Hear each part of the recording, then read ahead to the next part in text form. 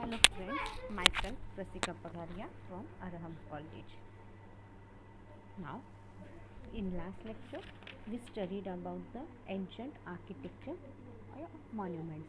In that we studied secular architecture or monuments.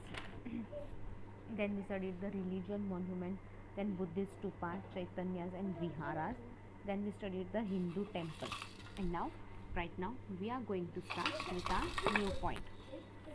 That is the sculpture and painting. Since Harappan, first point is the sculpture.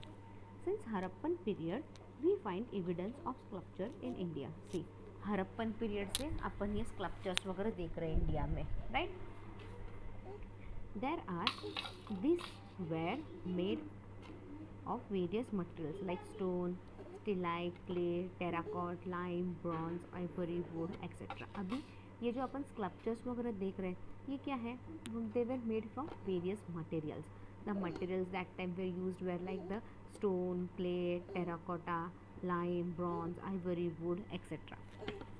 Some of them got placed in shrine and became idol or icon. See, कुछ places तो ऐसे थे जिनको उधर भगवान जो भी भगवान थे जो भी स्कल्पचर था उसको लोग आइडल मानने लगे. अपना आइडल मतलब अपना भगवान मानने लगे उसको वो.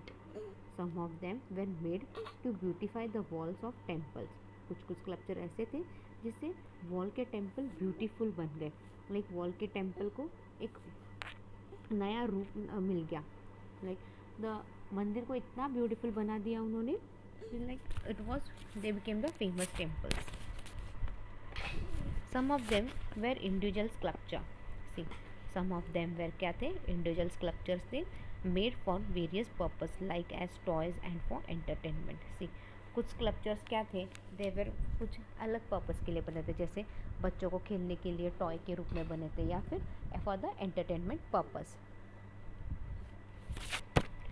The bronze statues of dancer, Harappan civilization and toys Diamabad during Chaltic period show artistic merit as well as expertise in metallurgy of India. See, the bronze statues of dancer. See, bronze के statue वगैरह देखे अपन ने. The bronze statue of dancer ये Harappan civilization में था. And toys of Daimabad during chalcolithic period. उसमें क्या देखा? उसमें उन्होंने मेटलर्जी का बहुत अच्छे से यूज़ किया. लाइक मेटलर्जी से उन्होंने बहुत कुछ बनाया and they have used it in a best possible way they can use. Various other statues of the same period indicate place of entertainment, hairstyles, ornaments and costumes of Harappan. See, और बहुत से statues बने थे जो अपने को बोलते हैं कि बाबा it was meant for entertainment. ये किसी हेयर स्टाइल के लिए बना है, ऑर्नामेंट्स है, कॉस्ट्यूम ऑफ हरप्पन्स. ये स्टैचूज़ जो थे ये सारी चीज़ें इंडिकेट कर रहे थे. Like it is meant for the entertainment purpose, it is for the hair style, it is for the ornament. Same is true with terracotta toys belong to Shunga period. See, ये सारी चीज़ें अपने टेराकॉट से भी बनाई थी जो किसको बिलोंग करती है? This all belong to the Shunga period. The Mauryan sculptures like the Yakshi of Didarganj indicates the contemporary influence and aesthetic senses of people. See, the Mauryan sculptures. See, the Mauryans के जो स्कल्पचर्स थे लाइक द याक्षी ऑफ दीदारगंजी इंडिकेट कि पापा उन्होंने किस तरह से influence हुआ, लोगों को किस तरह से लोगों के दिल तक छू गई और लोगों के सेंसेस के बारे में बोला है. द स्कल्पचर रिलेट्स उन लोगों के सेंसेस के बारे में बोला है. फिर वो जो स्कल्पचर था ना वहाँ पे, the sculpture relieves on the gateways of the stupas Sanchi and Bharuch not only display growth of Buddhist ideology but also of various other things like flora, fauna, civil architecture, etc. See, ये जो sculptures थे वहाँ पे जो sculptures थे वहाँ पे gate पे, लाइक अपन ने देखा पहले भी, लाइक किस तरह से वो लोग अपना पहले गेट सजाते थे, जहाँ पे स्टूपास, द प्लेस में the stupas has been establish, वहाँ पे जो गेटवे था, जो गेट था वो उन्होंने तोरण से वगैरह बहुत अच्छे से सजाए हुए थे। तो ये जो स्कल्पचर्स थे ऑन द गेटवे पे, हाँ, वो क्या बोल रहे थे, बुद्धिस्ट आइडियोलॉजी के बारे में ही नहीं बोल रहे थे, बट बहुत से फ्लोरा, सिविल आर्किटेक्चर, इन सब के बारे में भी बोल रहे थे। The statue of Kanishka indicates the foreign origin of the king and costume of the foreign style like high shoes, overcoat, etc. See, the statue of Kanishka, जो स्टैचू है कनिष्का का, वो क्या बोल रहा है, it tells about the foreign origin, कि बाबा ये जो कनिष्का है, he was the foreign ruler, वो फॉरेन से आया हुआ है एंड ऑल, उसके बारे में पता चल रहा है। कैसे उनका जो फॉरेनर्स क्या रहते थे, they use to have that overcoat, और फिर they use to wear a high shoes and all. Bronze statues of Poseidon and reliefs on plates mirror handled Kolhapur indicate trade relation between Kolhapur and Rome during Satavahana period. फिर एक bronze का statue है of Poseidon and reliefs on plates mirror handle, और वो सारे plates mirror पे लगा हुआ है, तो ये क्या इंडिकेट करता है, it tells the trade relationship between Kolhapur and Rome, like Kolhapur का राजा जो भी था, कोल्हापुर एंड रोम के बीच में जो ट्रेड रिलेशनशिप थे उसके बारे में बोल रहा था, and this was during the Satavahana period. The same is true by finding of ivory figures of Lakshmi of Ther in the side of Pompeii in Rome. See, ये सिर्फ इंडिया में ऐसा नहीं इंडिकेट हो रहा था, ये सारा फॉरेन कंट्री में भी आपको दिखाई देगा था, ये सारा फॉरेन कंट्री में भी आपको पता चल रहा था। कैसे, रोम में भी Lakshmi, the figure of Lakshmi of थेर, रोम में क्या था, एक आइवरी बनाई थी, जिसकी वो आइवरी किसकी थी, it was the figure of Lakshmi of थेर, और ये कहाँ पे था, रोम में, पॉपेई में था। Gupta sculptures indicates high artistic merit India achieve during that period. अब गुप्ता स्कल्पचर्स किसके बारे में बोल रहा है, कि वह इंडिया में कितने अच्छे से आर्टिस्ट थे और उस वक्त, उस पीरियड में। Now at this time the science of sculpture, उसी वक्त क्या हुआ, the science of sculpture had attend perfection and clarity. उसी वक्त क्या हुआ, ये जो साइंस ऑफ स्कल्पचर है उसको भी क्या मिला, एक परफेक्शन मिला, एक क्लैरिटी मिली। Hence after Gupta period the sculptures were made on the same model that were determined during the Gupta period. Hence after Gupta period के बाद क्या हुआ, जो स्कल्पचर्स थे they were made on the same model that were determined during Gupta period, whereas the development of idols like individual sculpture for worship regarding their poses and weapons they carry indicate development of religious ideology and influence they drew from various sources, whereas अभी development of idols ये सब होने लग गया, उनके poses पे, उनकी क्या पोज, फेमस पोज पे आइडल्स बना लगे, वो वेपन्स क्या यूज़ करते थे उस वक्त, उनकी रिलीजन आइडियोलॉजी क्या थी, ये सारा सोर्स अपने को पता चलने लग गया। This also indicate synchronization of various cults. अब ये सारा क्या है, ये सारा सिंक्रोनाइजेशन ऑफ वेरियस कल्ट्स भी पता चलने लग गया।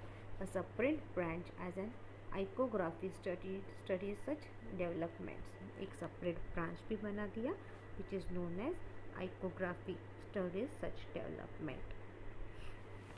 Now painting, अभी इतना सब पढ़ लिया, अब now we'll move towards the painting part. Painting यानी आपको क्या ध्यान में आता है, जो वॉल पे वगैरह रहते थे एंड ऑल, वही सारे पेंटिंग याद आए ना, वही पेंटिंग एक्चुअल में। Earliest instance of painting can be found in the rock shelter of Bhimbetka, Madhya Pradesh. See, painting के बारे में, रॉक के अंदर पेंटिंग की हुई है, ये सारा केव्स के अंदर, ये सबसे पहले अपने को कहाँ दिखता है, we can see this in the Bhimbitaka, that is in Madhya Pradesh. They were drawn by Mesolithic cave travelers by using color and tool from his surrounding nature. This were drawn by, ये कहाँ से मिले आपको? This were drawn by Mesolithic caves, Mesolithic caves से मिले जो colours tools use करके अपने आजू बाजू का सराउंडिंग नेचर के बारे में बोलते थे. Through this rock painting, we can understand the lifestyle of Mesolithic people, like his way of living, methods of hunting, the flora and fauna in his surrounding, etc. See, through this rock painting, we can understand the lifestyle.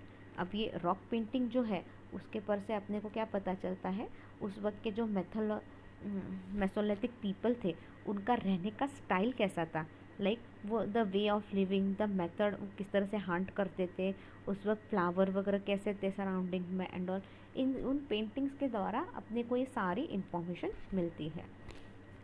Then we find beautiful painting specially from Ajanta and then at भाग.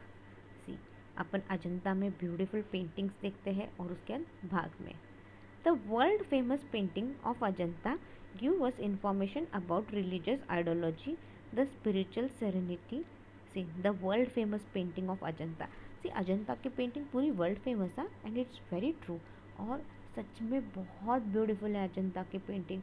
अगर आपको time मिले ना, औरंगाबाद से आगे ये Ajanta caves है, आपको कभी टाइम मिले, कभी जाना हो ना, तो सच में देख के आना अजंता केव्स. इनफैक्ट आप औरंगाबाद से आगे जाओगे, दौलताबाद बोल के एक प्लेस है. उस दौलताबाद उस प्लेस में क्या है, वहाँ पे आपको एक फोर्ट दिखेगा आपको. बहुत बड़ा फोर्ट है, बहुत ब्यूटीफुल फोर्ट है.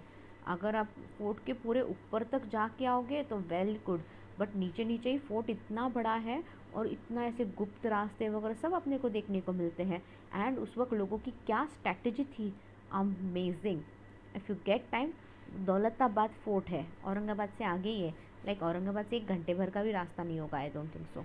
और उसी के आगे एक आधे घंटे के रास्ते पे एलोरा केव्स है. और एलोरा केव्स से आगे ही एक 15-20 मिनट्स के रास्ते पे शिव जी का मंदिर है. वो इंडिया में शायद एक ही मंदिर है. हम आपने कभी शिव जी की सोती हुई मूर्ति देखी? शिव जी की सोती हुई मूर्ति नहीं, बट आपको वहाँ पे सोते हुए शिव जी दिखाई देंगे. अदरवाइज शिव जी की मूर्ति हमेशा कैसी दिखती है अपने को, as in sitting position we can see that. But here you can see the Shiv ji की मूर्ति यहाँ पे आपको स्लीपिंग दिखेगी. और ये इंडिया में एक ही टेम्पल है ऐसा, इट्स बहुत फेमस है. और उसी के आगे आप जाओगे तो आपको अजंता केव्स वगैरह दिखेंगे. And Ellora caves is also बहुत ब्यूटीफुल है. एलोरा में ऑलमोस्ट 100-200 के बीच में केव्स है. अपन सारे केव्स तो नहीं देख सकते, बट ऑलमोस्ट अपन आधे केव्स में 50 केव्स भी नहीं दिखेंगे अपने को आपको पता भी नहीं चलेगा, ऐसा सारा सीन है वहाँ पे. लाइक बहुत ब्यूटीफुली केव्स वगैरह बनाए हुए हैं वहाँ पे. लाइक एक पत्थर पे ही उन्होंने एज इन शिव जी की मूर्ति बनाई है, और एक बड़ा पत्थर पे उन्होंने पूरी महाभारत और रामायण लिखा है. Like in the form of pictures they have explain that Mahabharata और Ramayana just in the form of picture. और वो पिक्चर देख के आपको समझ में भी आता है, हाँ यहाँ पे सीता का हरण हो रहा है, यहाँ पे वो लोग वनवास के लिए निकल गए हैं एंड ऑल. वो सारा आप देख सकते हो वैसा. Like it's very beautiful. ये 2 दिन का ट्रिप आपका बन सकता है. आपको रियली हिस्ट्री में इंटरेस्ट है और ये सब जानना है ना, तो आपका 2 दिन का ट्रिप बन सकता है. एक दिन में आप दौलताबाद का फोर्ट, सुबह जल्दी निकलने का, दौलताबाद का फोर्ट देखने का, एलोरा केव्स करने का, और एलोरा केव्स के आगे ही शिव जी का मंदिर है. ये 3 पॉइंट एक दिन में होंगे. And next day you can go for the Ajanta caves and it's really very beautiful. हम लोग अभी रिसेंटली एलोरा केव्स गए थे. शाम को 6 बजे बंद हो जाता है केव्स, तो they were like come on move out बोल के हमको बाहर निकल दिया था. But it's actually very beautiful.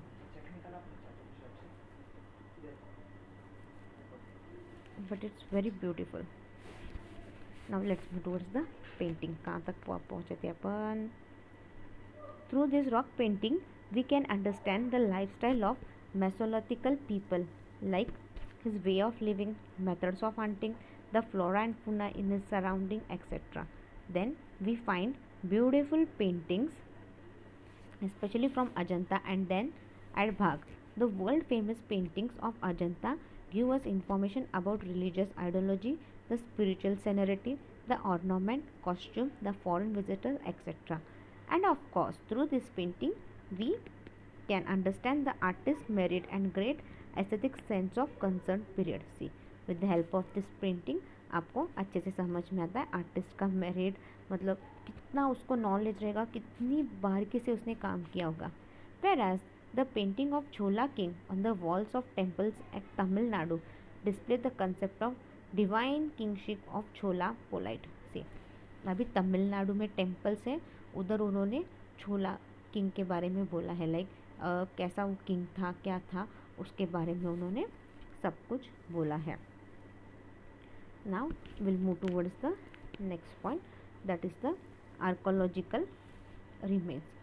People settles, people live, create institutional and physical structure and in some unfavorable condition leave the place. See, people settle होते हैं, वहाँ पे कुछ ना कुछ तो उनको काम करना पड़ता है, तभी they can live their livelihood.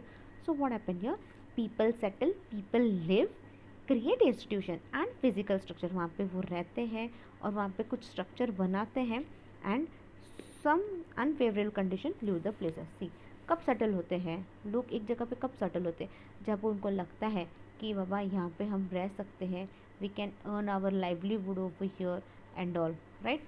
तब क्या होता है, at that time people settle there, वहाँ पे कुछ ना कुछ तो काम करते हैं वो ऐसा. बट जब अनफेवरेबल कंडीशंस आ जाती है, right, they are suppose to leave the place. अब पता है यहाँ पे रहना अपने को पॉसिबल नहीं है, we can't sustain here, they go in search of new place. The place get absorbed with material remains that people have left behind unintentionally. See, वो जो place रहती है वहाँ पे वो कुछ ना कुछ तो ऐसा रह ही जाता है जिसके बारे में अपन लोग पता चलता है अपने को कि बाबा यहाँ पे ये लोग रहते थे, यहाँ पे ऐसा ऐसा पीरियड था एंड ऑल. इन सब चीज़ों के बारे में अपने को पता चलता है.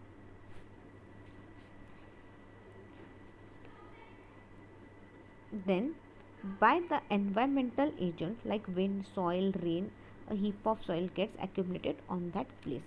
फिर क्या होती है, धीरे धीरे क्या होता है, वहाँ पे हवा बहती रहती है, सॉइल हवा के कारण तो जो पार्टिकल्स रहते हैं वो भी इधर उधर होते हैं, रेन आते हैं, तो क्या होता है, कुछ ना कुछ तो वहाँ पे एक्यूमुलेट हो ही जाता है, हीप्स ऑफ, एक ढीक बन जाती है मिट्टी की. The again the next group of people settle over there. फिर क्या होता है, अभी next group of people come and settle over there. Then the same cycle continues. फिर क्या होता है, वही साइकिल अगेन कंटिन्यू होता है. thus after sequence of repeated settlement and abandoning a heap of soil form over that place. See, अब same cycle continually repeat हो रहा है तो क्या होता है, कंटिन्यू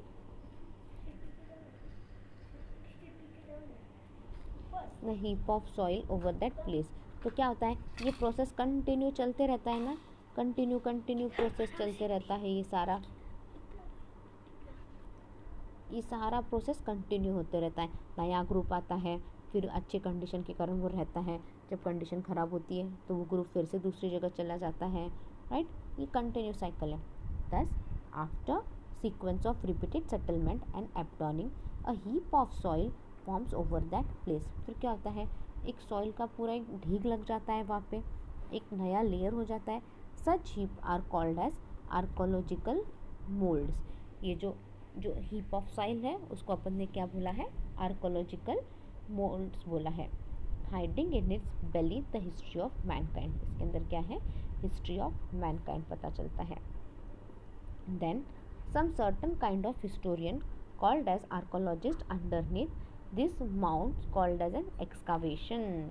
फिर सर्टन हिस्टोरियंस आते हैं, वो सारा काम करते हैं, खोज के निकालते हैं, तो क्या होता है यहाँ पे, excavation. Through excavation archaeologist expose the hidden history of that specific settlement. अभी आर्कोलॉजिस्ट क्या करते हैं, वो खोद के निकालते हैं तो उस वक्त सेटलमेंट कैसा था, स्पेसिफिक सेटलमेंट कैसा था, क्या था, कौन लोग रहते थे, कैसे रहते थे, उन सब के बारे में इंफॉर्मेशन मिलती है। The archaeological material they underneath can be used as a source for the reconstruction of history of that particular settlement. See, the archaeological material, उस वक्त जो अपने को archaeological material मिलता है, जो सोर्स मिलता है, ताकि अपन वापस हिस्ट्री जान सके, अपनी पहले की हिस्ट्री जान सके, वो पर्टिकुलर सेटलमेंट था उसके बारे में अपन अच्छे से जान सके। The material helps us to reconstruct history of those common people who were disintegrated by the written source. See, जो अपने को मटेरियल मिलता है, हाँ, वो अपने को कैसे हेल्प करता है, ताकि अपन उस वक्त जो कॉमन पीपल थे वो कैसे रहते थे, उनका लिखा हुआ कुछ तो सोर्स अपने को वहाँ पे मिलता है, राइट। इन सब के बारे में अपने को पता चलता है। Those periods before the discovery of writing to supplement the history reconstructed by written source. See, those periods before the discovery of writing, मतलब राइटिंग से पहले उस वक्त के पीरियड के बारे में, उस वक्त के हिस्ट्री के बारे में, उस वक्त के सोर्स के बारे में अपने को सब कुछ पता चलता है। Following is a brief list of archaeological material that can be used as a source. से उन्होंने लिस्ट दी है आर्कोलॉजिकल मटेरियल की जो अपन यूज़ कर सकते हैं as one of the source. We will study this in the next lecture. Thank you.